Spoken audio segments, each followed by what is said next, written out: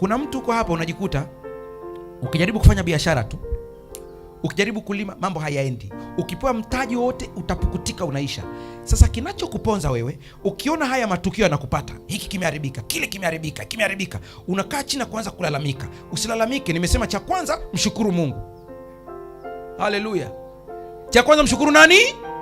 Cha pili muambie Mungu, ikiwa ninavuna matokeo ya kitu nilichofanya huko nyuma, nakumbuka sikumbuki, Mungu nisamehe, nitakase, nifundishe namna kuondoa hili jambo, nitembee kwenye baraka. Tuko sawa sawa?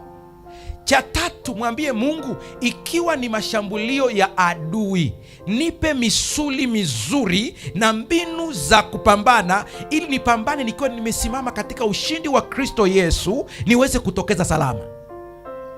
Kwa nini? Shetani akikupiga vita ni kwa vile kuna kitu ameona hatari. Ukiona hupigwi vita na shetani, jua wewe ni rafiki yake, ni besti yake. Yaani wewe na shetani ni mabesti, mnakula pamoja, mnalala kitanda hiki. Atamshambuliaje jamaa yake? Lazima akuache. Mungu atusaidie sana.